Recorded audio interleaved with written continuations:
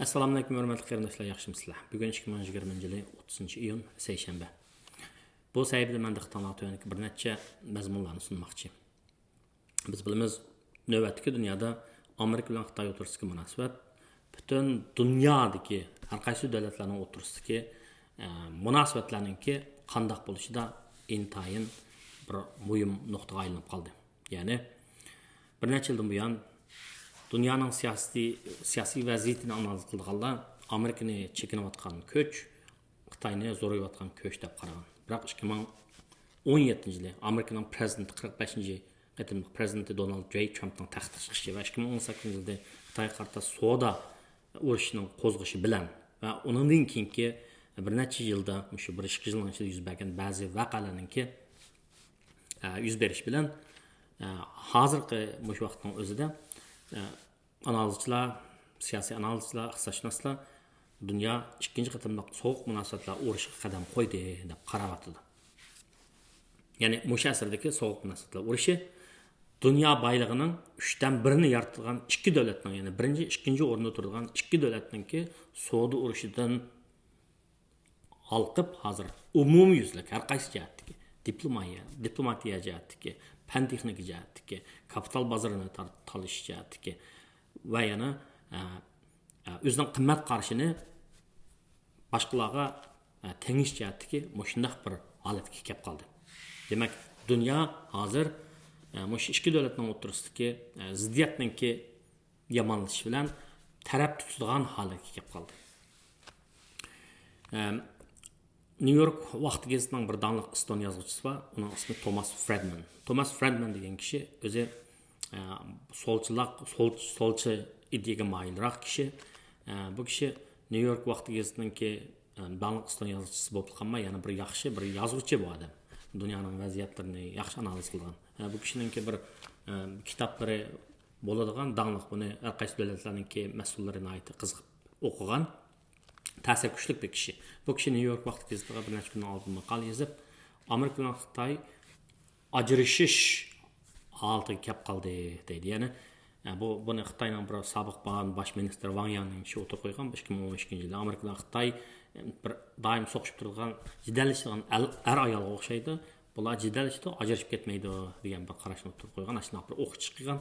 Ammo Thomas Friedman degan kishi biz 40 yildan beri Xitoyni toza tushunmay o'tib qolgan er-xotinlarning munosabatiga o'xshatibdi. Endi bu ziddiyat oshkoralanib, ahvol munosabat yomonlashgandan keyin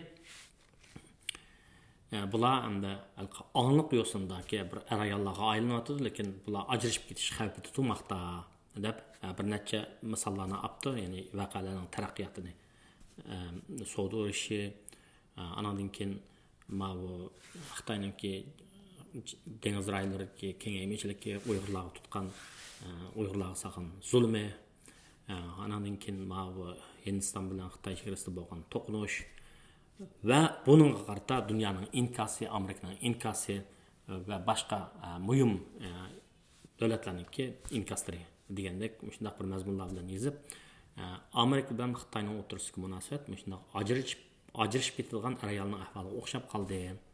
Bundan keyin bularning o'rtasida aloqa bo'lish mumkin, lekin aloqa bo'lgan bilan bir-biriga ishib, bilishmay, tunishmay, munosabat qilmay, bilishib turib, bir-birining harakatlarini, ish harakatlarini kuzatib turib, shunday bir holatga o'tish yuzlanishida degan ko'z qarashni o'tirib qo'yibdi. Shuning bilan birlikda Harvardniki Michael Witt degan bir professor bo'lma, Harvard savdo gazetida Amerika bilan Xitoy shu iqtisodiy munosabat jihatlarda ayrilib ketadi degan qarashni o'tirib qo'yibdi. Endi agar shunday bo'lsa, bu nimadan derak berdi degan gap dunyoga. Biz bilamiz, Xitoyningki o'tgan bo'lapmi shu 30 yil, 40 yil demay, 30 yil mobaynidagi shu iqtisodiy taraqqiyotda uning bir muhim halqasi nima desa, dunyoda shu tashqi dunyodan mablag', texnika kirgizib, o'zining ma'lum rayonlarini dunyoning zavodiga aylantirib o'tgandi. Ya'ni u yerda emgak zishligi, tovarlarni ishlab chiqarib, texnik zishligi shu emas, emgak zishligi tovarlarni ishlab chiqarib, uninki endi shu jihatda nisbatan selektiv afzallik bo'lganlikdan dunyoning ham yerga o'zining mollarini setib, dunyoning zavodiga aylanib qolgandi. Albatta bu masalada Xitoyninki ishsizlik masalasini hal qilgani bilan Xitoy tashqi periyod akirpagini bilan ammo muhit bulg'unish va boshqa masalalarni paydo qildi. Bu to'g'risida hamda ortiq to'xtalmaymiz.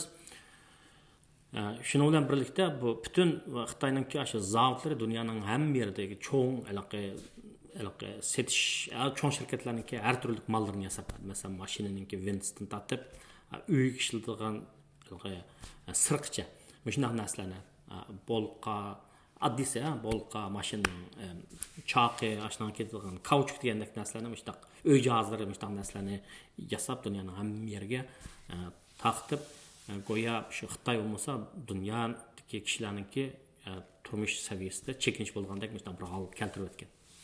Endi ma'o savdo urushi bo'lib Xitoydan kirgan malga tamojna beja olmaydi degandan keyin anadan keyin ma'o vabalarning yuz berish bilan Xitoy o'zining niyatini dunyoga oshkorlagandan keyin yana men dunyoga mening hokimiyat boshqarish modelimni qabul qil, iqtisodiyotni taraqqiy qiladi, lekin erkinlikni bo'g'iladi degandek shunday bir yo'sinda gaplarni o'tirib qo'ygandan keyin yoki ko'z qarashlarni o'tirib qo'ygandan keyin dunyo hazar aylashga boshladi. Endi mana bugungi kunda ko'rib turibsizlar, biz ko'rib turayotgandek ikki davlat o'rtasidagi munosabat yomonlashib bir-birining muxbirlarini qo'llab chiqardigan, bir-birining amaldorlari viza cheklamasi qo'ydigan shunday bir holatga keldi. Bundan keyingi qaraganda, bundan keyingi vaziyatningki mayli Demokratlar partiyasidan Bayden Amerika prezident bo'lsin yoki Trump davomli prezident bo'lsin, ikki davlat o'rtasidagi munosabatningki yaxshilishidan cho'ng umid yo'q. Xo'sh, endi bu siyosiy jihatdagi gaplar bo'lsin, endi iqtisodiy jihatdagi gaplar desa, biz dunyo yana shu vaboning ta'siriga uchrayapmiz. Vabo ikkinchi qatimni qaytib kelgan, ikkinchi qatim qaytib keldimi, kamidimi degan hozir bilan belgili olmaydi, lekin o'tgan seshanba kuni Amerikaning o'zida bir kunning ichida 35 ming odam shu kasallikdan yana diagnoz qo'yilibdi. Demak, vaboning oldini olish, vaboni tugutish, yo'qlashga xeyli vaqt ketadigan o'xshaydi. Buningki dunyo iqtisodiyotiga ta'siri nima desa, albatta har qaysi iqtisodning har qaysi iqtisodiy faoliyatlarningki chekinishi bo'lib, iqtisodning tiz paytda asli kelishidan umid yo'q.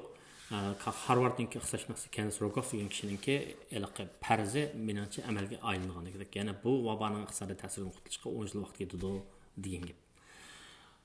Endi bu ishlar bizning hayotimizga shu ishlar qanday ta'sir ko'rsatadi deganda to'g'risida ko'p to'xtalmayman, ammo bir nuqta shu vabodan ba'zi davlatlar biroz foydalanayotgan, masalan Vyetnam va Turkiya. Bular shu Turkiyaning shu vaboni kontrol qilishi nisbatan unumli bo'lib, qolmasdan yana birisi Turkiyada shu ta'minlash zanjirini Turkiyaga o'tkazadigan shunday bir ahvol bo'ladigan gap. Yevropaninki taraqqiyot bankasininki boshlig'i qo'pib, Turkiyaga biz ko'plab mablag' solamiz, Turkiyani bizning ishonchli ta'minlash halqasini ashada quramiz degan gaplarni debdi. Amerikaning mana shunday ta'vatida, Amerikaning tijoratchilari Turkiyadagi ochiqchilik, madaniyatning ko'p xilligi, sanoat bazasining bog'ligi, uzun tarixi bo'lganligi, Yevroosiyoni bog'lab turadigan bir tugunlarning bo'lganligi tufaylidan agar Turkiyaning har qaysi sohalarga, ya'ni asos muassasa, energiya, banka, pul muomala, texnika, yasash sanoatida mushlar mablag' sarsak, bizga ishonchli bir dunyoda ta'minlash halqasini bizga yaratib beradi deb qarayapti. Bu Turkiyadagi korxonachilar uchun intayin yaxshi bir fursat. Yevropaninki shu taraqqiyot bankasiningki boshlig'i ismi Sumama shu kishi shunday bir gapni debdi. Biz Turkiyaga shunday ko'p har xil mablag'larimizni, zavodlarimizni qurish nurg'un mablag' bilan ta'minlash orqali Turkiyani va Turkiya bilan Yevropa birligining o'rtasidagi tamojna bejini kengaytirishni qayta o'ylash maqsad qilgan o'xshaydi. Demak bu Turkiyaningki eksportiga nisbatan foydali. Uning ustiga Turkiya bilan Yevropa pulining Turk lirasi bilan dollarning o'rtasida almashtirish qiymatida muayyan farq bor. Bu Turkiyaga mablag' sag'ishlariga nisbatan foydali. Shuning bilan birlikda u yana Turkiyaning o'zining millini tashqi dunyoga eksport qilishiga foydali. Shunga bu Turkiyadagi qarindoshlarga nisbatan aytgan vaqtda korxonachilarga nisbatan bir yaxshi fursat agar mablag' ko'p mablag' iqib kirsa yoda nurg'un texniklar kirdi, nurg'un amgak kuchlari ishga urilishdi degan gap. Turkiyaningki, Yevropaningki, Yevropa bankasining e'lon qilishida 189 mahsulotda nisbatan boshqa davlatlarning mahsulotlariga qaragan vaqtda bularda bir selishtirma afzallik bor ekan. Ya'ni mahsulotning sifati yuqori, sifati yaxshi, bahasi tuvan deb. Demak, aşı mahsulotlarni 189 xil mahsulot qaysiki, uni bir bilish kerak. Shu xil mahsulotlarni ishlab chiqarib, Shimoliy Amerika, shu Yevropa birligi, shu atrofdan 800 milliondek odam bor. Aşı bozorni ta'minlaydigan shunday tovar mahsulotlarni ishlab chiqarsa, Uyg'ur korxonachilari o'zining qilayotgan ishni sistemlashtirib ish qilsa, menimcha bu yerda bir yo'choq, bir yo'l bor. Ya'ni Turkiyaningki, dunyoninki ta'minlash markazininki Turkiyaga qarab eg'ishi, Turkiya jamiyati uchun, xalq uchun, korxonchilar uchun va ashar yashayotgan bizningki qarindoshlarimiz uchun intayin yaxshi ish. Okay. Endi men oxirida shu muharibning kuchi to'g'risida bir to'xtalg'im bor. 10 yil oldida men New York vaqti gazetining Eston yozuvchisi Nikolas Kristov degan kishiniki muharibning kuchi nomli bir yozmasini o'qigandim, nihoyat ta'sir qilib men muharibning kuchi deb emas, bir vaqalik nizbatiga men o'zim muharibning kuchi deb bir yozma yozgan shu asosda. Uningda Hindistonda tabiiy tuzumda yashaydigan kishilarning 5-6 xil tabiiy bor ekan, yuqori tabiiy, tuvan tabiiy deb. Men buningga qarshi, biz Uyg'urlar buningga qarshi, inson barobar yaratilgan.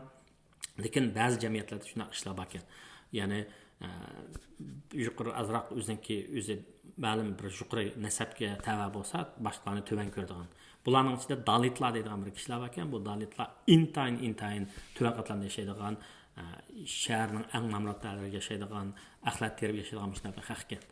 Shularning rayonida bir eski bir adam bor ekan, yuqori tabiiy. Bu ashyolar kelib to'xtamay parakanda qildi ekan. Ayol qizlarga chiqildi ekan, aylarni urdi ekan, biz naslarni shunda tas topgan naslarni ilib oldi ekan. Lekin u shu rayondagi birlam kishiga chiqilmaydi ekan. Bir kishi kim ekan desa, aşağıda 5 balasını ali maktabga avatgan, birlam oilaga chiqilmaydi ekan. Bu odam shu ayol chiqsa, tirishib 5 balasini Namrat rayonidan o'qitib, ali maktabda o'qitib ekan. Ularning bir qizi qonunda o'qitib ekan. Bu qizi bir ta'tilda qaytib kelsa, kishi, zo'ravon kishi ashularning qo'shnisi hujum qildi ekan. Ma qiz olib chiqib aralashsa, men seni anda qilma deb tahdid qildi ekan. Shuni bilan uyanga besib kirib anda qilma degandan keyin kirsang kir deb gaz to'g'ini ko'tarib chiqib, sen o'zimdan partib olma seni degandan keyin keyin yegan ekan.